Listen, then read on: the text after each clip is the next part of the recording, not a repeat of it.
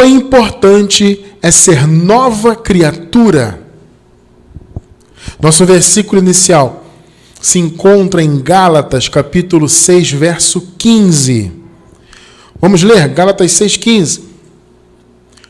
Pois nem a circuncisão, nem a incircuncisão é coisa alguma, mas sim o ser uma nova criatura.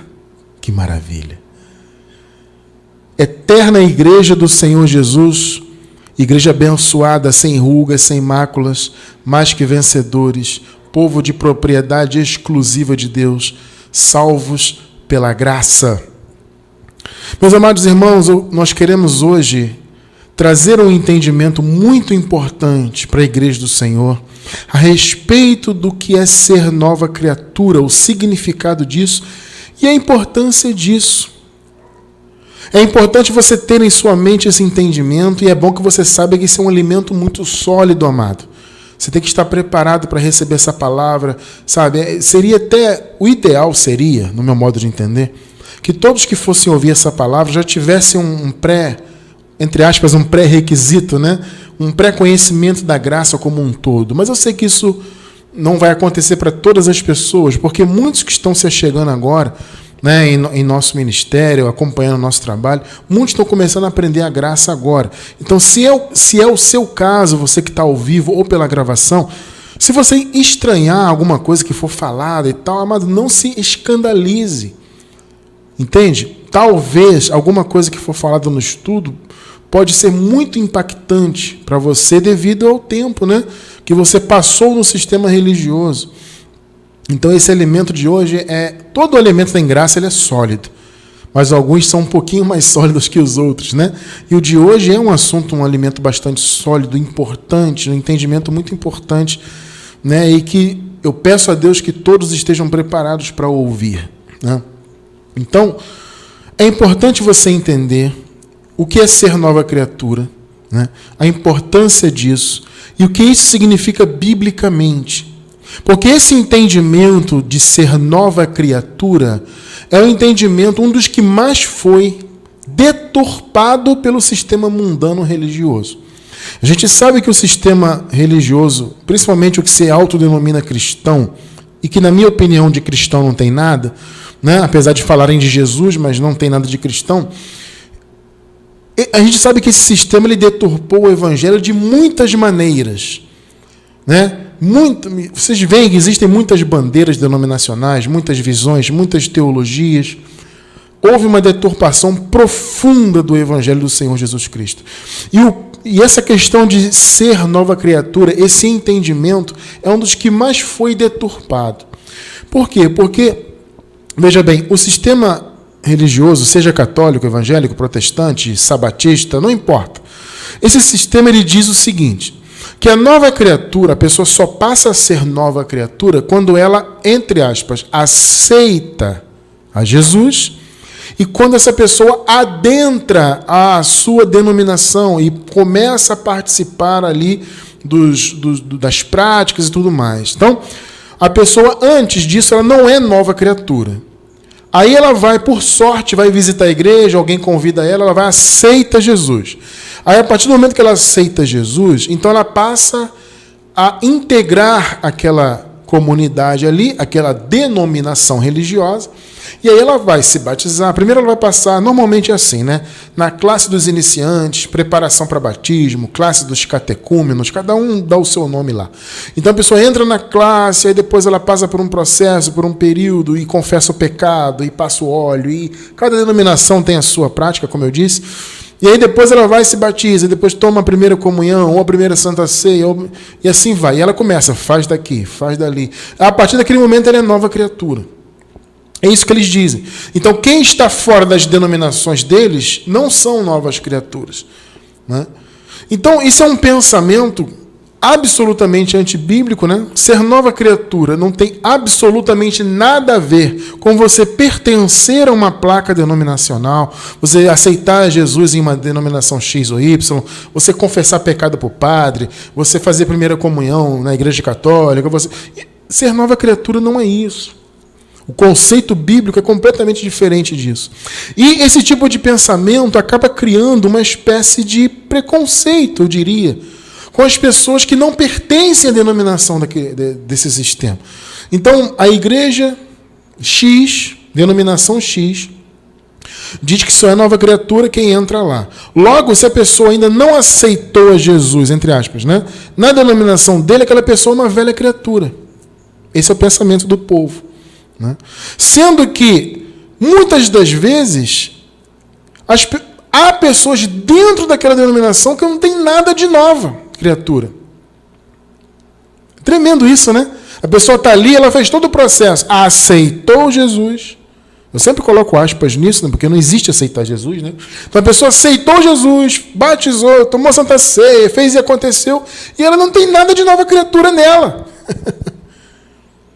E ela está lá dentro julgando quem está fora. Ah, aquele cara ali, ele não tem religião nenhuma, ele não é daqui da igreja, ele é de religião X, ele é da religião Y. Entenda, amados, não importa a religião, não importa a placa denominacional, importa quem você é.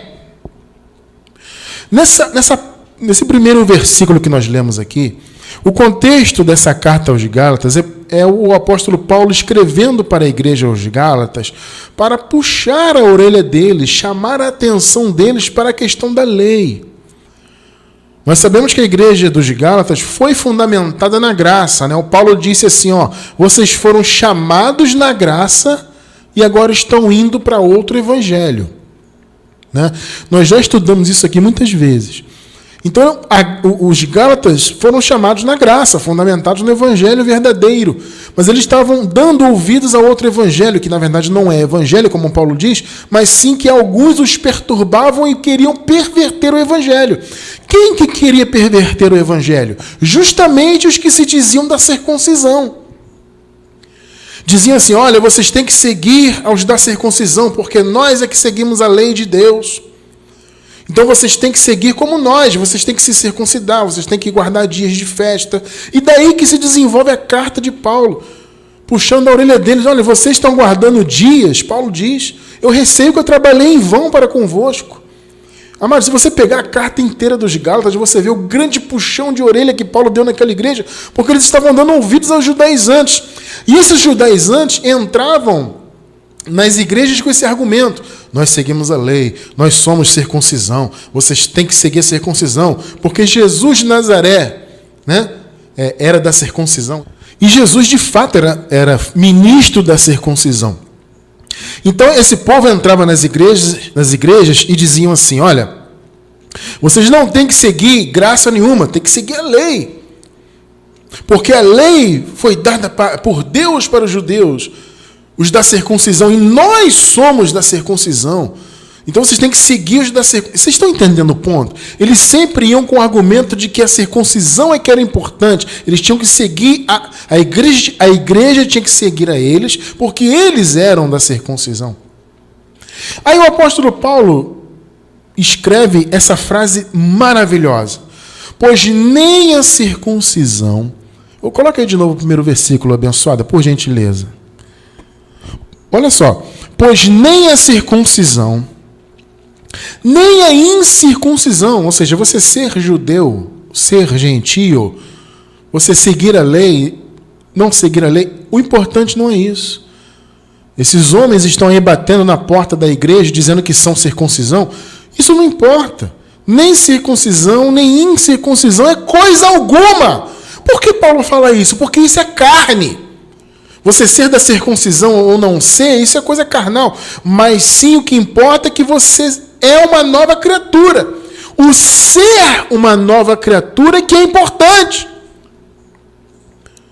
Então não importa contextualizando isso que Paulo falou para os nossos tempos, para os tempos que vivemos agora, eu diria, não importa se você é da religião X ou Y. Entende? Não importa se você é assembleia, se você é batista, se você é católico, se você é isso, se você é aquilo. O que importa é se você é ou não uma nova criatura de fato. Isso é que importa, quem você é. Veja bem, abençoados, placas denominacionais, religiões não definem quem nós somos. Você não passa a ser uma nova criatura Porque você adentrou a uma denominação religiosa. Vocês estão compreendendo isso? Não é isso que nos define. Ou você nasceu nova criatura nesse mundo ou não. Entende? Nós que somos eleitos de Deus, nós somos a boa semente do Senhor, nós já nascemos novas criaturas.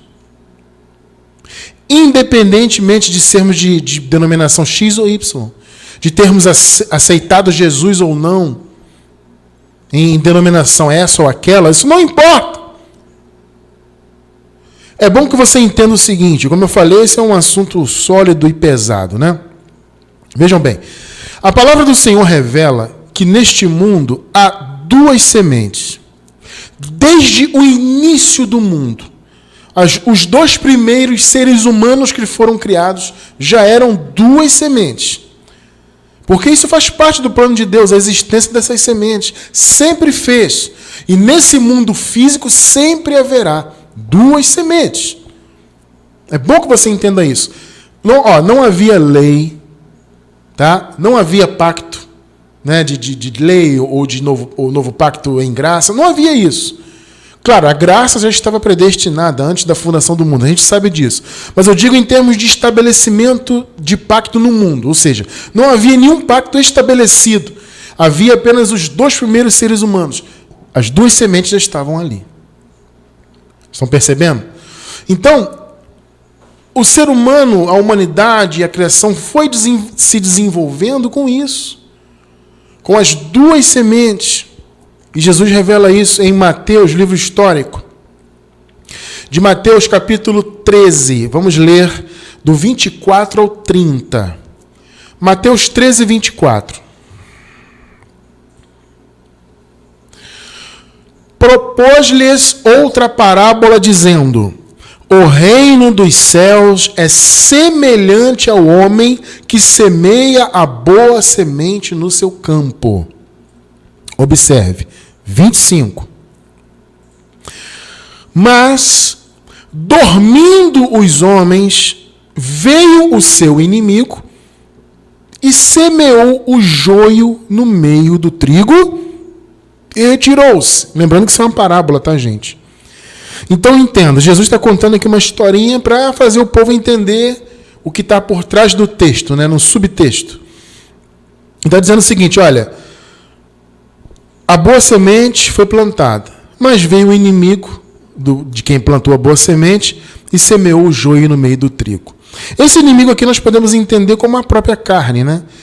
Quem é o inimigo do espírito? Paulo fala, a carne milita contra o espírito e o espírito contra a carne. É o velho homem que é o inimigo, você está compreendendo? Então poderíamos entender esse inimigo aqui como sendo a carne, porque a descendência da má semente, ela é somente carnal. A boa semente, ela possui esse elemento de Adão, mas a boa semente eminentemente é espiritual. Por isso que o apóstolo Paulo chama a boa semente de os celestiais. Existem os celestiais e os terrenos. Os terrenos, eles são apenas carnais e têm alma vivente. Os celestiais, eles têm carne e têm alma vivente, mas têm espírito. São duas classes, dois grupos de pessoas. A boa semente e a má semente. Veja bem, quem conhece o Evangelho da Graça, e já está ligado nesse assunto há bastante tempo, sabe que quem criou as duas sementes foi Deus. Tá? Deus é que criou as duas sementes. É plano de Deus, amado. Isso é plano de Deus. Ele criou as duas sementes. Jesus usa aqui a figura de um inimigo. Nós sabemos que esse inimigo, no caso, é a carne, que é inimigo de Deus. Está claro isso? A carne é que se opõe contra Deus, é inimigo do espírito.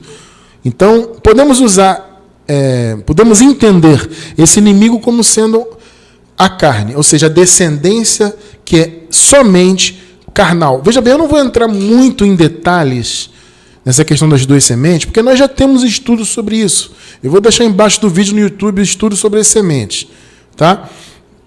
para você entender isso com mais profundidade. Eu não vou entrar muito nisso hoje.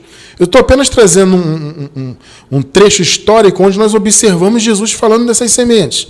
Então o inimigo veio e semeou o joio no meio do trigo. Tá? 26 e 27. E quando a erva cresceu e frutificou, apareceu também o joio. E os servos do pai de família, indo ter com ele, disseram-lhe: Senhor, não semeaste tu no teu campo boa semente? Por que tem então o joio? Está observando duas sementes juntas? E um detalhe, elas são parecidas, né? Porque se há uma confusão, você vai ver aqui no final que poderia haver uma confusão dessas plantas. Então havia uma certa semelhança. Cresceram juntos, estavam ali misturados. Aí, por que há um joio no meio do trigo? Aí o 28. E ele lhes disse: o inimigo é quem fez isso. E os servos lhe disseram: queres, pois, que vamos arrancá-lo? Olha só, 29.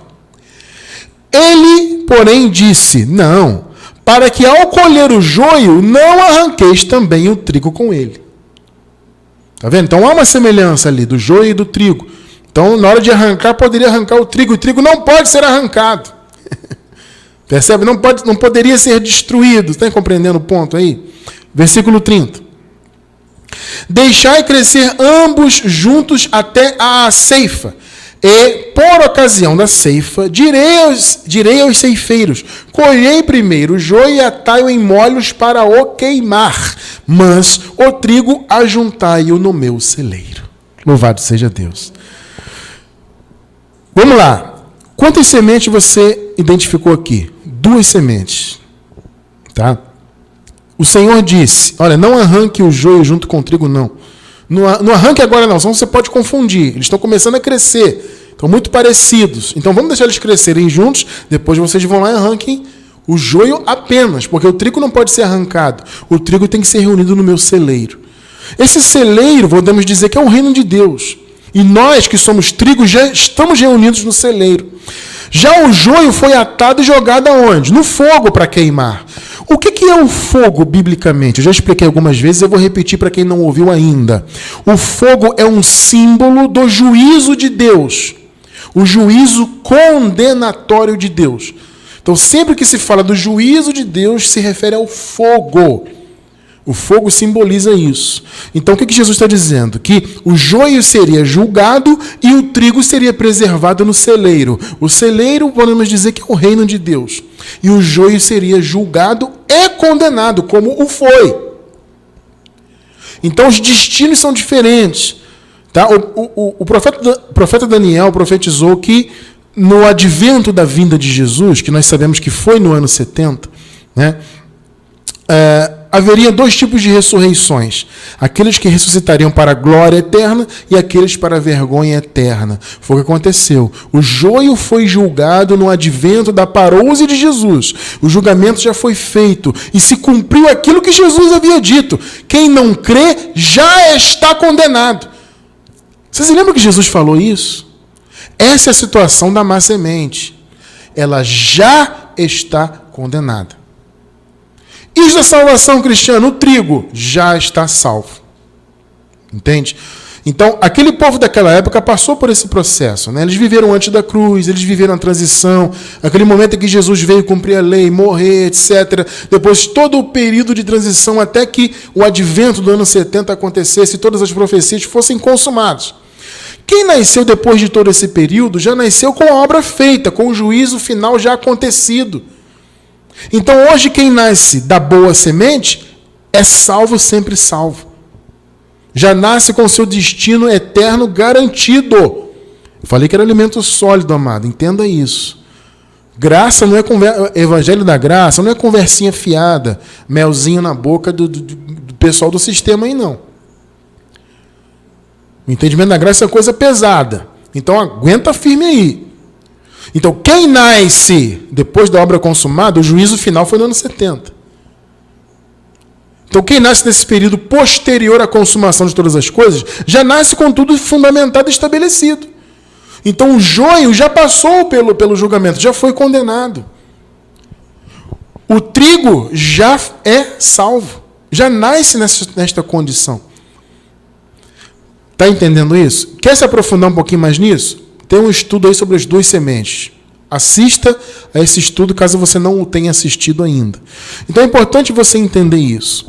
Então, vamos pensar do ano 70 para cá. Vamos pensar em quem já nasceu com obra consumada. Há duas sementes no mundo. Desde antes de tudo já havia. Os dois primeiros seres humanos já eram duas sementes. As duas sementes seguem porque é plano de Deus nesse mundo físico. Entenda que a má semente não tem acesso ao reino. Você acabou de ler comigo que o trigo é que foi para o celeiro. Tá? Então, no reino espiritual de Deus não tem espaço para má semente, amado. O reino espiritual é só para quem é de Deus, que tem espírito. Está claro isso para você? Espero que esteja bem claro. Então, entenda, o trigo já está no celeiro. Nós somos o trigo. O joio já foi jogado no fogo. Ou seja, já passou pela condenação, já passou pelo juízo de Deus. Já está consumado. Então, o joio que nasce joio já nasce condenado. O joio não tem eternidade. Entende? O joio, o destino é ser destruído. Eternamente, não tem existência. O joio já foi banido da face do Senhor. Está entendendo isso? O trigo não. O trigo é salvo, sempre salvo. Então, quem nasce da boa semente, há duas sementes. A boa, que tem a carne, tem alma vivente, mas tem um espírito, que é um elemento divino. E há a má semente, que é alma vivente e carne. Ponto. Quem nasce da má semente já está condenado. Quem nasce da boa semente é salvo, sempre salvo e já está no celeiro. Entende isso? Então, o que é ser nova criatura? Antes de tudo é você ser uma boa semente. Obviamente. Antes de tudo. Tá? Ah, Cristiano França, como é que eu vou saber? Agora eu estou preocupado, irmão Cristiano. Como é que eu vou saber se eu sou uma boa semente, se eu sou da salvação? Vou deixar embaixo do vídeo no YouTube. Como saber se somos salvos? Meu anjo, anota aí para mim, para eu não esquecer, senão posso esquecer de colocar. Sobre as duas sementes e como saber se somos salvos. Eu não vou entrar muito nisso, que já tem estudo. É só você depois assistir ao estudo que já tivemos sobre isso. Então, quem são as novas criaturas? São aqueles que já nasceram da boa semente, que são salvos e sempre salvos, independentemente de qualquer coisa. Independente. Ah, mas Cristiano, ele não aceitou Jesus em lugar nenhum. Ele não pertence a nenhuma igreja. Ou ele é da religião X, religião Y, ou ele é ateu, não importa. Se ele é uma boa semente, ele é salvo, sempre salvo e já é nova criatura. Entende isso? O sistema não, mais uma vez, o sistema religioso não aceita esse entendimento porque eles dizem que ser nova criatura é entrar na igreja deles. Eles dizem que as coisas velhas que passaram, a gente já vai ler isso aqui já, o cara fumava, deixou de fumar. Ele jogava bola com os amigos, deixou de jogar. Ele, ouvia música do mundo, entre aspas, agora ele só ouve música evangélica. Mais uma vez, aspas. Entende? As coisas velhas é isso. É a vida que o cara tinha antes de aceitar Jesus e a vida que ele passa a ter como religioso. Então as coisas velhas passaram. Não, as coisas velhas não são isso.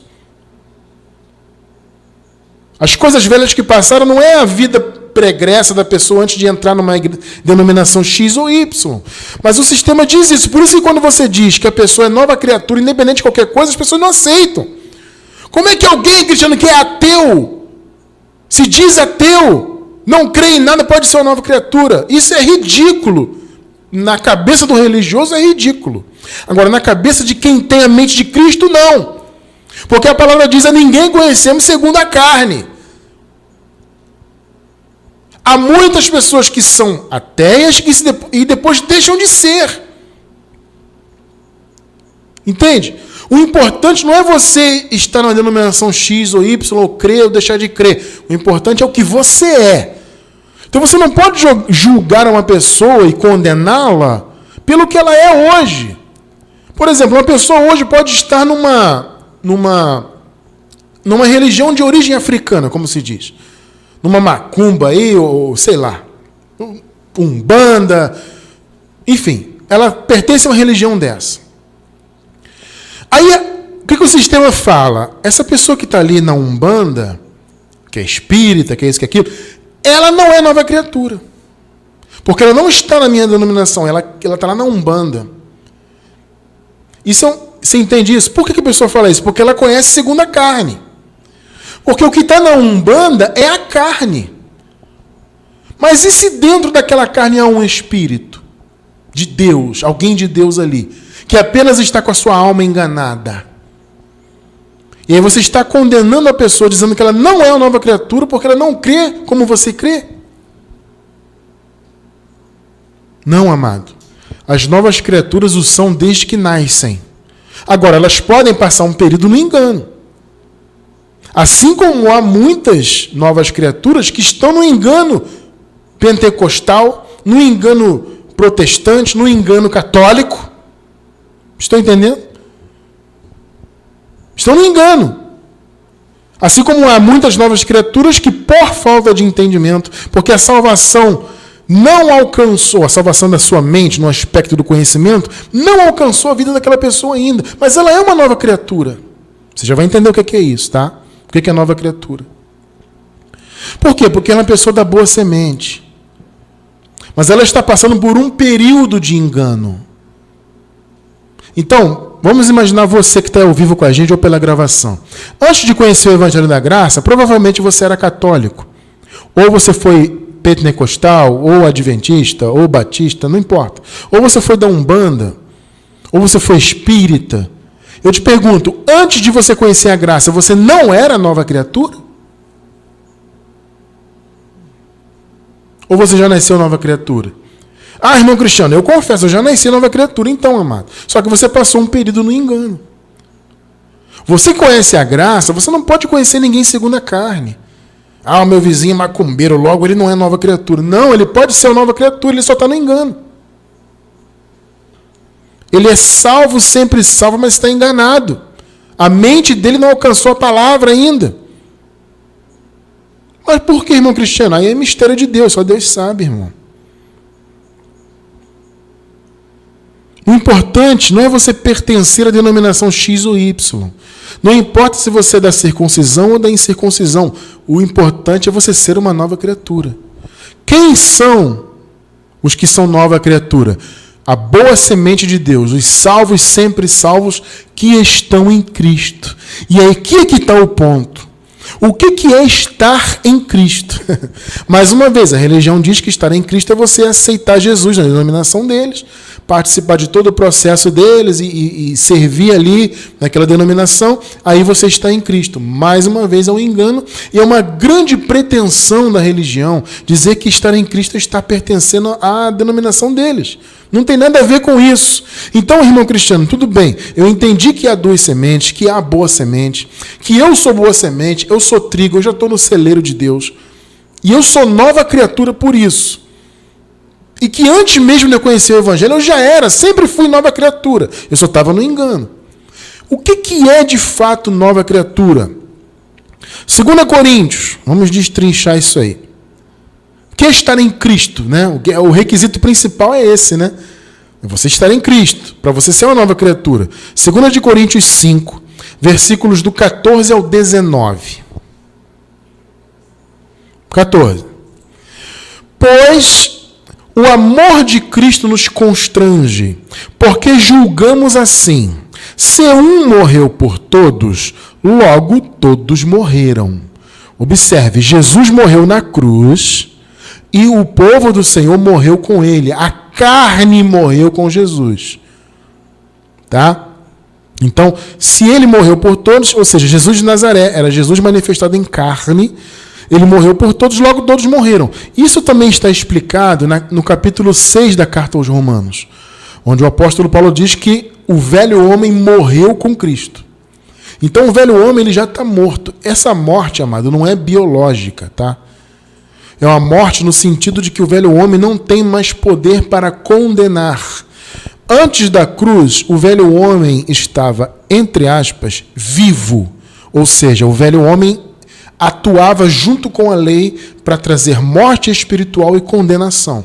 Isso antes da cruz, antes da graça ser estabelecida. Vocês estão entendendo esse ponto? Então, antes da cruz era o contrário. A carne estava viva, ou seja, a carne condenava junto com a lei, né? A lei estava enferma pela carne. Então a lei dizia, é pecado. A carne fazia o pecado e trazia a morte. Então era um trabalho em equipe, vamos dizer assim, né? A lei e a carne. Tá? Então a carne estava viva, no sentido de condenar, de ter poder de condenar, e de trazer morte. E o espírito estava morto, antes da cruz.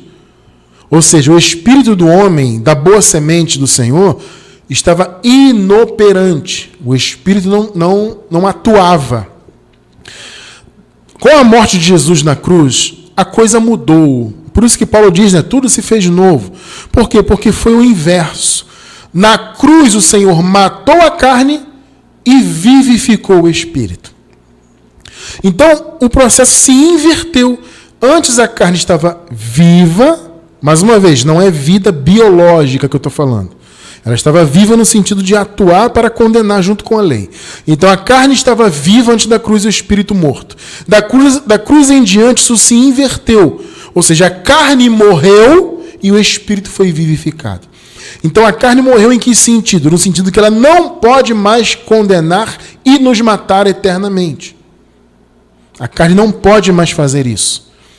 Por isso que Paulo fala, nenhuma condenação há para os que estão em Cristo. Você já vai entender o que é estar em Cristo. Nenhuma condenação há para esses. Por quê? Porque a carne morreu. Em Cristo a carne está morta. Ela não pode mais condenar o povo do Senhor. Então a carne ela atua hoje, através da sua vida biológica, né? Aí sim biológica, ela atua apenas nesse mundo material aqui. A carne ela pode trazer malefícios para nós em termos materiais. Então, se você deixar a carne à vontade, se você fizer tudo o que a sua carne quer, você vai viver consequências nesse mundo. É isso que ninguém deseja para ninguém. Nós lutamos contra as obras da carne, não porque a carne pode nos condenar eternamente. Não. Nós lutamos para que nós venhamos a não viver nessa vida as mazelas da carne, as consequências dos males que a carne pode fazer. Agora, a carne está morta para nos condenar. Ela está inoperante no que tange a condenação, porque a carne morreu na cruz e a lei foi cumprida. O fim da lei é Cristo. Entendeu o ponto? Então, na cruz a carne morreu e o espírito foi vivificado. Hoje nós temos o espírito vivo, vivíssimo, perfeito e completo, nosso homem interior. E a carne não pode nos condenar. Ela, no máximo, se você deixar ela à vontade, ela vai te trazer males nesta vida. Mas a carne não pode mais dizer que você vai ser morto espiritualmente, que você não vai ter eternidade. Não, a carne não pode mais fazer isso. Aquele que por eles morreu e ressuscitou. Entende? 16. Agora veja o 16, irmão. Por isso, daqui por diante, a ninguém conhecemos segundo a carne. Eu pergunto, por quê? Por que eu não posso conhecer ninguém segundo a carne? Porque a carne morreu na cruz. A carne é uma das coisas velhas que já haviam passado. Você está entendendo o que são as coisas velhas? As coisas velhas são os elementos do antigo pacto. O pecado, morte espiritual, a carne viva, entre aspas, né? Ou seja, condenando, a lei condenando e atuando. Isso é antigo pacto. Império das trevas, antes da cruz. Essas coisas velhas passaram. A carne passou. Está entendendo o ponto? O velho pacto passou. Agora é um novo pacto. Novo e eterno. Então, condenação passou. Carne passou. Velho homem, né? Passou. Ausência do Espírito Santo passou. Morte espiritual passou. Essas são as coisas velhas que passaram. Tá? Então, daqui por diante, ninguém conhecemos segundo a carne. Por quê? Porque a carne passou. Você entende esse ponto de você olhar para alguém só porque a pessoa está numa religião, de repente, como eu falei, né, eu sempre dou esse exemplo, que é um exemplo drástico, né, que muitos usam, inclusive, aí das religiões de origem africana. Né? Então as pessoas veem alguém, aquele cara é macumbeiro, então ele... Amado, quem está na macumba é a carne. Você vai conhecer segundo a carne? A carne está na macumba, mas você sabe lá se o Espírito está dentro dele ali e é de Deus? Se em algum momento, você sabe se em algum momento o Evangelho vai chegar na vida dele e libertar a mente dele? Não importa a posição carnal dele, o que importa é o que ele é. Não importa se é circuncisão ou se é incircuncisão. Não importa se ele é católico, se ele é da Umbanda, se ele é isso e aquilo. O que importa é o que ele é. Então a ninguém conhecemos segundo a carne. E, ainda que tenhamos conhecido Cristo segundo a carne, Jesus de Nazaré, contudo agora já não o conhecemos desse modo. Vocês estão entendendo, amados, o ponto? Por que o Paulo diz, a ninguém conhecemos segundo a carne? Porque a carne havia passado. O Senhor havia morrido e a carne havia morrido com ele. Entende que são as coisas velhas que passaram? É o antigo pacto. É todo aquele conceito anterior à cruz. Essas são as coisas velhas que passaram. Agora o 17. 16 disse o quê? Não conhecemos a ninguém segundo a carne, nem mesmo Cristo. Pelo que, se alguém está em Cristo, nova criatura é. As coisas velhas já passaram. Você já sabe o que são as coisas velhas. Eis que tudo se fez novo. Entendeu o que é estar em Cristo? É você não estar mais na antiga aliança. Estar em Cristo é estar na nova aliança. Então, se alguém está em Cristo, nova criatura é. Por quê? Porque as coisas velhas já passaram. A carne é velha criatura. Faz parte da velha criação. A palavra criatura também pode ser traduzida por criação. Então, a velha criação antes da cruz. Pecado, morte espiritual, todo aquele conceito lá. Império das trevas. Carne, lei atuante. Espírito inoperante, morto. Né? Da cruz em diante, tudo se fez novo. Então, se alguém está em Cristo, ou seja, se alguém está nesse tempo atual, nova aliança, as coisas velhas passaram. Então, a pessoa é nova criatura. Entendeu agora o que é ser nova criatura? Não é você pertencer a uma denominação. Você entrou aqui agora na minha igreja, você aceitou Jesus, se batizou, tomou Santa Ceia, fez a primeira comunhão, passou o óleo na cabeça, agora você é uma nova criatura. Não. As novas criaturas foram feitas novas lá na cruz. Por isso que nós confessamos hoje que já nascemos sendo novas criaturas. Então você nasceu do ventre da sua mãe, você já nasceu nova criatura, porque você já nasceu com obra feita. Mas Cristiano, eu passei na religião tal, eu fui espírita, eu fui da Umbanda, eu fui do Candomblé, eu fui católico. Não importa o que você foi, você nasceu nova criatura. Por quê? Porque as coisas velhas passaram lá na cruz, irmã, 2000 anos atrás. Então, ser nova criatura não é você pertencer a uma denominação. Não importa se você é da circuncisão ou da incircuncisão. Está entendendo o paralelo que eu estou fazendo? Não importa. O povo lá da circuncisão, na época de Paulo, ficava batendo no peito. Nós somos da circuncisão, nós seguimos a religião judaica. Então vocês têm que nos seguir, porque Jesus de Nazaré cumpria a lei. Aí vem Paulo e diz, não conhecemos mais Jesus segundo a carne. Você acabou de ler comigo. Por que Paulo falou isso? Porque os judaizantes ficavam com essa ideia. Vocês têm que seguir a lei, porque Jesus de Nazaré cumpriu a lei. Jesus de Nazaré guardou os sábados. Jesus de Nazaré foi circuncidado. Jesus de Nazaré mandava dar o dízimo. Jesus de Nazaré... Você entende isso? Eles ficavam chamando o Jesus de Nazaré para a pessoa seguir, chamando, reavivando, né, na mente do povo de Jesus de Nazaré, melhor dizendo, para as pessoas seguirem os passos de Jesus de Nazaré. Sendo que Jesus de Nazaré, ele veio para cumprir a lei, ele não veio para ser imitado na carne. Você não tem que imitar Jesus nas práticas que ele tinha na carne. Você imita no amor, claro. Você imita na inteligência, obviamente. Então, é aquele negócio que a palavra ensina, né? Examinar todas as coisas e retém o que é bom. Quando você examina a história de Jesus segundo a carne, Jesus de Nazaré, obviamente você vai encontrar coisas muito boas e que você vai reter. Agora, você não tem que imitá-lo na carne. Ah, Jesus batizou, então vou batizar. Jesus jejuou, vou jejuar. Jesus pagou o preço, vou pagar. Jesus disse que tinha que dar o dízimo, eu vou dar. Vocês estão entendendo isso? O sistema religioso faz isso exatamente que o sistema na época de Paulo fazia. Estão sempre chamando Jesus de volta, de Nazaré, segundo a carne, de volta, para as pessoas imitarem Jesus na carne. Olha, Jesus foi para o deserto jejuar.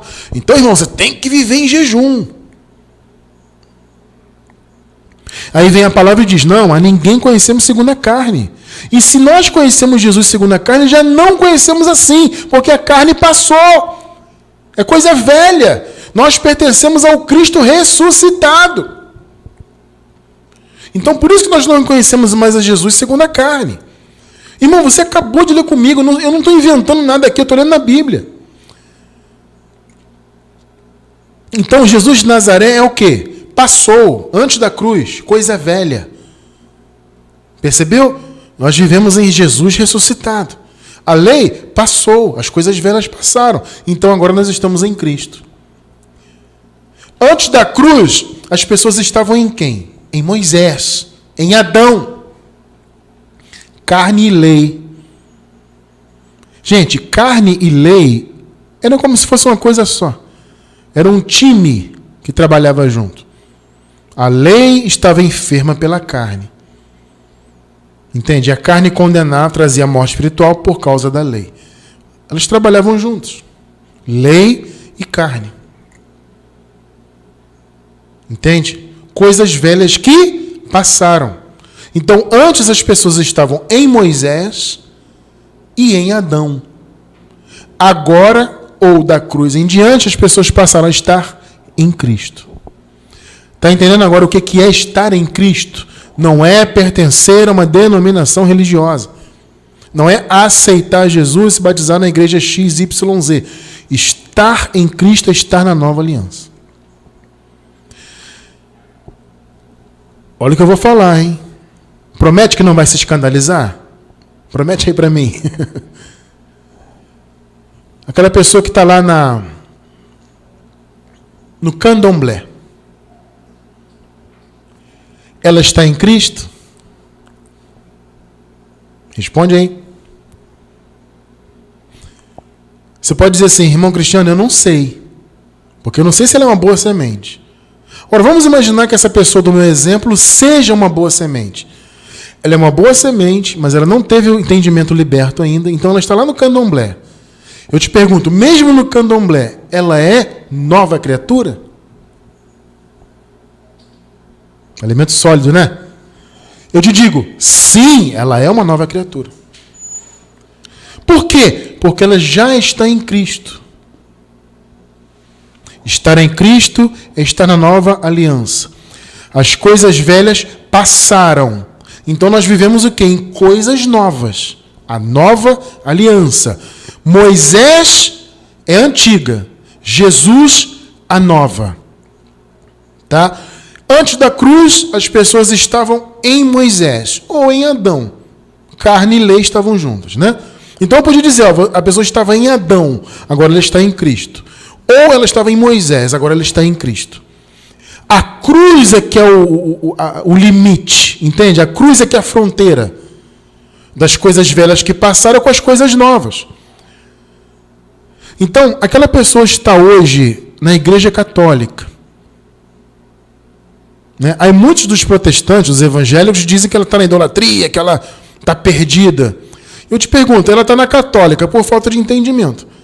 Mas e se ela for uma boa semente? Ela é ou não é nova criatura? Ela é. Por quê? Porque ela está em Cristo.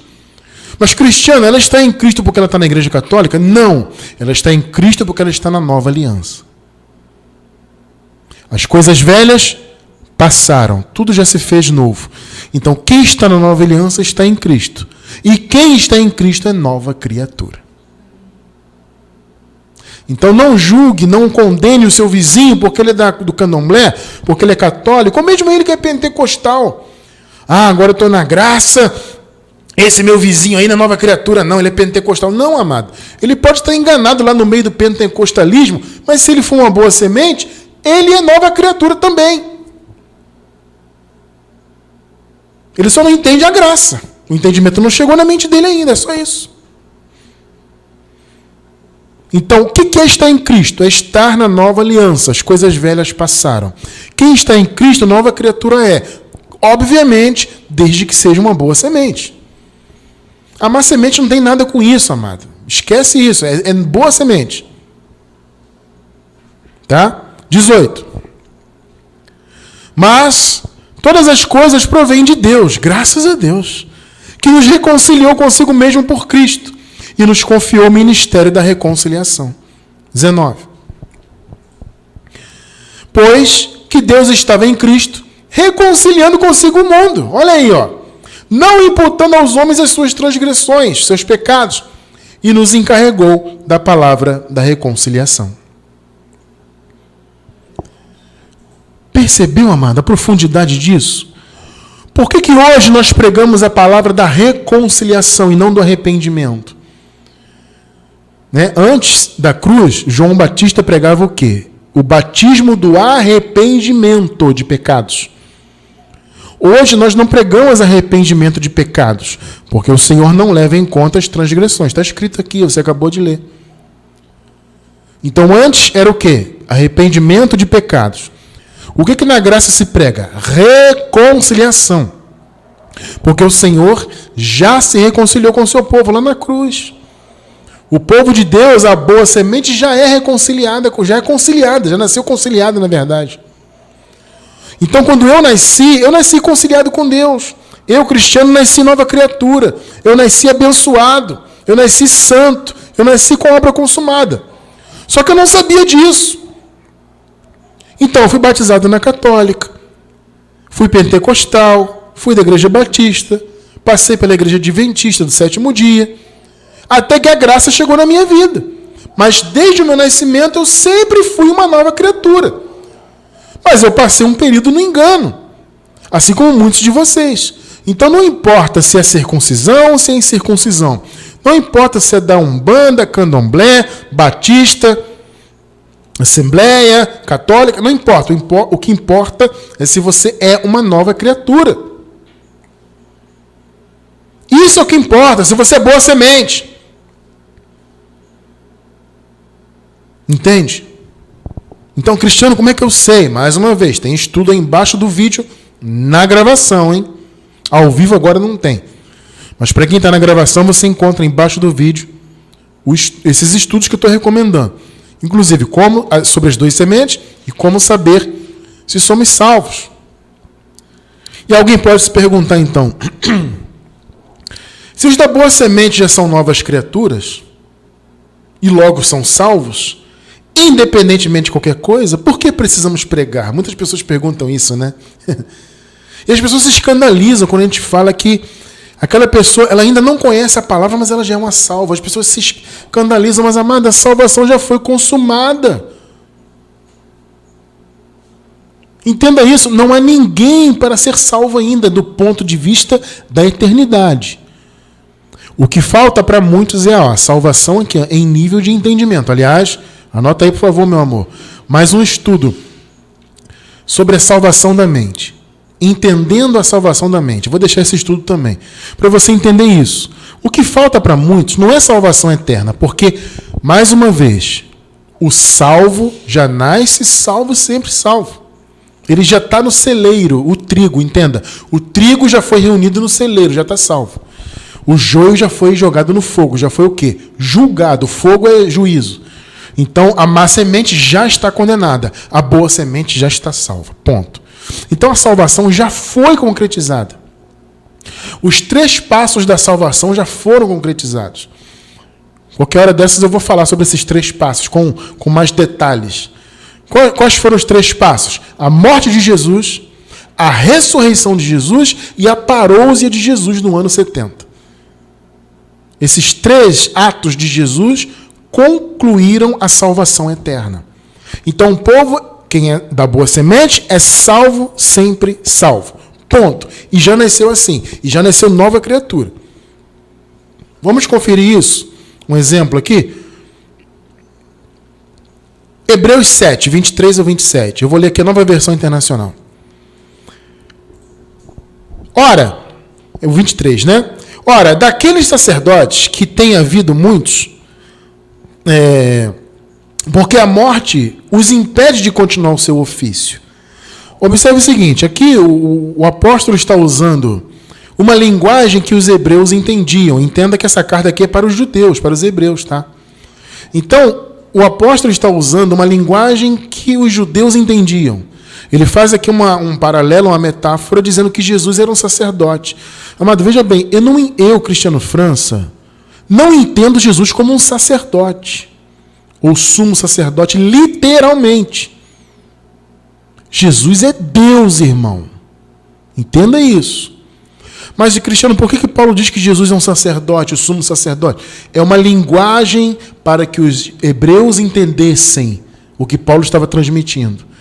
Os hebreus entendiam muito bem toda aquela divisão, toda aquela conjuntura da fé deles, da lei, todo aquele processo que havia no templo, os sacerdotes, o sumo sacerdote, os judeus compreendiam muito bem aquilo. Então o apóstolo Paulo faz um paralelo e diz que Jesus é o sumo sacerdote. Para mim é uma linguagem metafórica, figurada.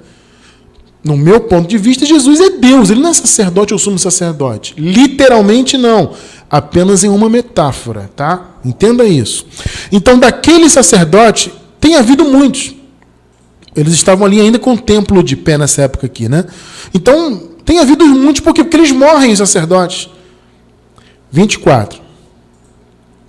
Mas, visto que vive para sempre, glória a Deus por isso, Jesus tem um sacerdócio permanente. Os sacerdotes da lei morriam, eles ofereciam um sacrifício todo ano. E morria, e vinha outro, e morria, e vinha outro. Todo ano, sempre lembrando dos pecados. Havia sacrifícios menores que eram diários, e havia um sacrifício maior todo ano. 25. Olha só lá do 25, hein? Porque ele, Jesus, é capaz de salvar definitivamente aqueles que por meio dele aproximam-se de Deus. Quem é que se aproxima de Deus? A boa semente.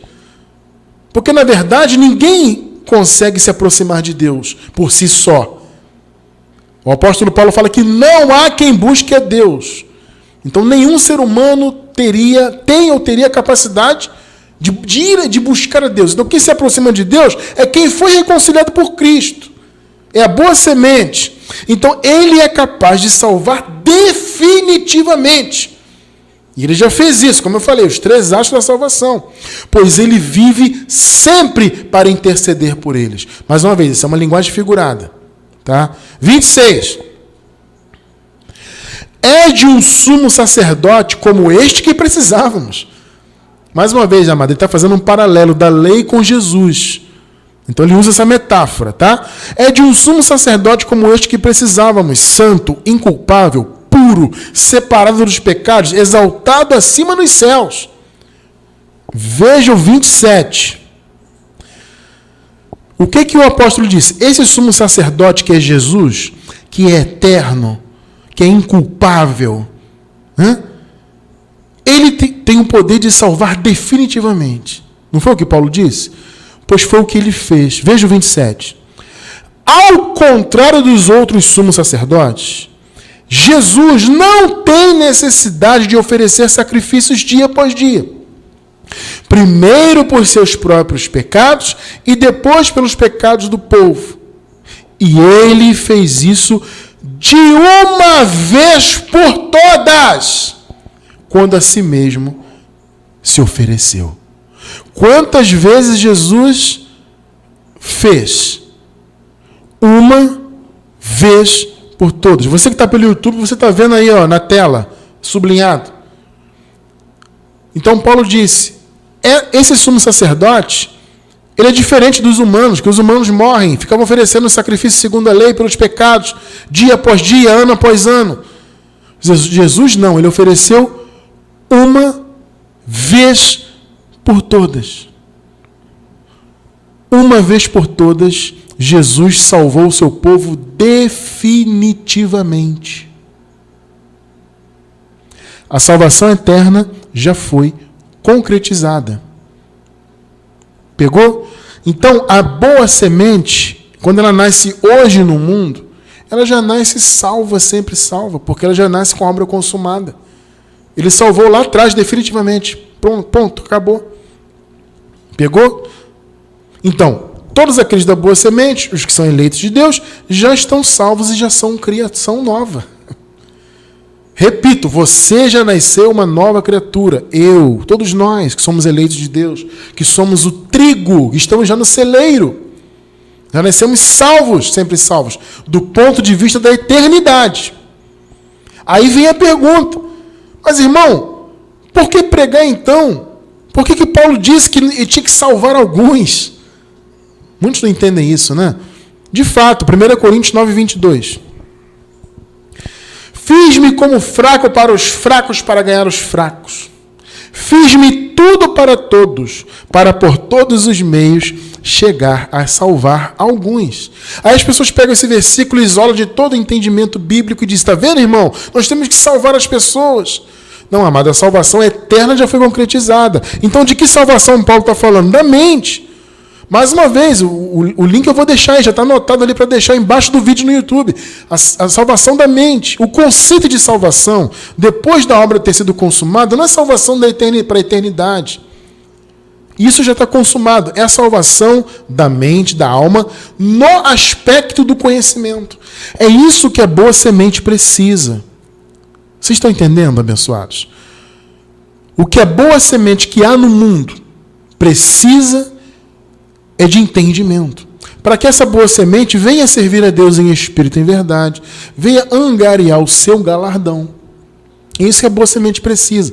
A boa semente é salva, sempre salva, mas muitos estão no engano.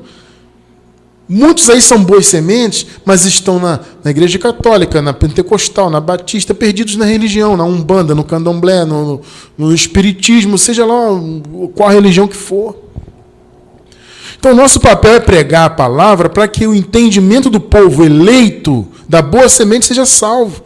Mas, independentemente disso, o povo já é salvo no espírito. Entende isso? Agora, o que ele precisa é que a salvação alcance ele nessa vida, na mente, para que ele venha servir a Deus do jeito que Deus quer ser servido. Então, entenda que a salvação hoje tem a ver com o entendimento. Romanos 10, do 1 ao 4, depois o 9. Romanos 10, 1 e 2. Irmãos, o bom desejo do meu coração e a oração a Deus por Israel é para a sua salvação. Paulo está falando aqui de salvação eterna? Não. Veja. Porque ele deu testemunho de que eles, os israelitas, eles têm zelo de Deus, mas não com entendimento. Pegou? Nós pregamos hoje por quê? Se as pessoas são salvas. Se a boa semente já é salva, por que nós nos esforçamos para pregar? Porque o povo tem que ser salvo quanto ao entendimento. Então, muitos aí são boa semente, muitos têm zelo por Deus, mas não têm entendimento. Isso aqui que Paulo falou, até hoje vale. 3 e 4. Porquanto, olha só, amado, não conhecendo, pegou aqui uma questão de conhecimento? Não conhecendo a justiça de Deus, os israelitas, é o que Paulo está falando aqui, eles não conhecem a justiça de Deus. Porque a justiça de Deus, ela só é revelada pelo Evangelho, pela graça. Então, eles, não conhecendo a justiça de Deus e procurando estabelecer a sua própria justiça, não se sujeitaram à justiça de Deus. Por isso que eles continuavam cumprindo obras da lei lá, porque eles não tinham entendido a justiça de Deus. Assim como o povo hoje do sistema religioso. Eles seguem cumprindo obras da lei, obras religiosas, por quê? Porque eles não tiveram a mente liberta, não têm conhecimento da justiça de Deus. Porque o fim da lei é Cristo, para a justiça de todo aquele que crê. Versículo 9. A saber, se com a tua boca confessares ao Senhor Jesus ressuscitado, nós sabemos, né? E em teu coração creres que Deus o ressuscitou dentre os mortos. Está vendo aí? Jesus ressuscitado. Se você confessar Jesus ressuscitado, serás salvo. As pessoas do sistema pegam esse versículo e interpretam como salvação eterna. Não é isso. É salvação do entendimento, do conhecimento. Salvação eterna já foi consumada e concretizada. Agora, se você confessar Jesus ressuscitado, o seu entendimento vai ser salvo. Pegou aí? Porque o povo de Israel tinha zelo por Deus, mas não tinha conhecimento. Não conheciam a justiça de Deus. Aí Paulo disse, olha, a partir do momento que eles confessarem Jesus ressuscitado, eles vão ser salvos. Aqui no entendimento. Então, você pode perguntar, mas irmão Cristiano, tudo bem. Se as pessoas são salvas já, se a boa semente já nasce salva, já nasce como nova criatura, por que eu tenho que pregar? As pessoas insistem muito nisso, amado. Estou falando isso porque é um tipo de pergunta que eu recebo muito por e-mail. Ah, já são salvos eternamente, eu vou me preocupar. Amado, olha só, nós temos que nos preocupar assim, sabe por quê? Porque a vontade de Deus é que a palavra chegue nesse povo. Esse é o ponto. É a vontade de Deus que a salvação da mente chegue no povo dele. Não vai chegar a todos. Muitos, talvez não, certamente a maioria da boa semente que está no mundo hoje vai para a eternidade sem ter conhecido o evangelho aqui. Vai conhecer lá. Mas aí não teve condições de angariar galardão, de servir a Deus aqui. Deus quer que o seu povo alcance aqui. É o desejo de Deus. Você está entendendo isso? É por isso que nós nos esforçamos para pregar. Eu poderia pensar, como muitos aí pensam, já é salvo mesmo? Tá, já que a pessoa já nasce nova criatura, já nasce salva, sempre salva, eu vou pregar para quê? Porque esses salvos para a eternidade, esses que nascem nova criatura, não nascem com entendimento salvo. E não servem a Deus em espírito e em verdade, estão no engano das religiões, estão presos no ateísmo, que é, para mim, uma religião. Eu já disse isso várias vezes aqui. Ateísmo é religião. É uma fé que distorcida, mas é um tipo de fé. Entende? As pessoas estão presas nisso aí, em filosofias humanas, religiões diversas, enfim, humanismos e por aí vai. E no meio desse lamaçal de engano que é no mundo, há muitos salvos ali na eternidade, né? Muitos que já são salvos do ponto de vista da eternidade. Muitos que são novas criaturas, porque já estão em Cristo. Mas a mente deles não foi liberta. É por isso que pregamos. Deus quer que o conhecimento chegue até o povo. E eu encerro com 1 Timóteo 2,4. Aqui está falando de Deus no contexto, né? Deus que quer que todos os homens se salvem. Aqui, amados, são todos os tipos de homens. Tá? Nesse estudo aí das 2 sementes, a gente fala um pouco disso também. Aqui são tipos de homens. Que quer que, ou seja, todas as etnias, judeus, gentios, gordo, magro, rico, pobre, não importa. Tá? Deus quer que todos os homens se salvem e venham ao conhecimento da verdade. Porque salvação é isso, salvação na mente, ela leva ao conhecimento da verdade. E é o que Deus quer. Então nós estamos aqui pregando a graça para fazer a vontade de Deus. Você entende, irmão? Você que está na graça hoje, você que é um fomentador da graça, você que é um semeador da graça, você que leva a palavra, você que estuda a palavra, você que faz as pessoas ouvirem a graça, você está fazendo a vontade de Deus. Eu estou aqui com a minha esposa lutando há anos e anos e anos, fazendo a vontade de Deus, que é que o povo conheça a verdade. Então essa história de que a pessoa já é eleita, já nasce salva, não precisa que eu pregue. Isso é bobagem, é aí que temos que pregar. Porque Deus quer que os homens se salvem e venham conhecer a verdade. Você acabou de ler comigo. Então pregar a palavra é a vontade de Deus. Só que o nosso objetivo é diferente do sistema. O sistema está enganado. O objetivo deles é que eles acham, né, que estão salvando as pessoas para a eternidade. E quem não aceita Jesus perdeu a salvação. E está no suposto inferno. E está isso e aquilo. Isso é uma bobagem. Há 2 sementes no mundo. A boa semente é salva, sempre salva. Já está no celeiro. Mas ela precisa que a salvação se manifeste no aspecto do conhecimento na sua alma. E nós estamos aqui para isso. Então, amado, não importa a sua posição carnal, não importa se você é da circuncisão ou incircuncisão, como Paulo diz, ou se é da religião X ou Y, o que importa é que você é uma nova criatura. E que uma vez que você recebeu a revelação da graça, você recebeu de Deus um chamado a cumprir a vontade do Senhor. Que é o quê? Fazer com que os seus eleitos conheçam a verdade. Então, amados, vamos unir as nossas forças cada vez mais. Vamos dar os braços e juntos vamos seguir firmes nesse chamado que Deus nos deu. E, amado, entenda, é um grande galardão, hein? Pregar a graça, disseminar esse conhecimento é fazer a vontade de Deus. É um grandioso galardão. Então vamos atrás dele, desse galardão maravilhoso, cada dia mais, como novas criaturas que somos, em nome de Jesus.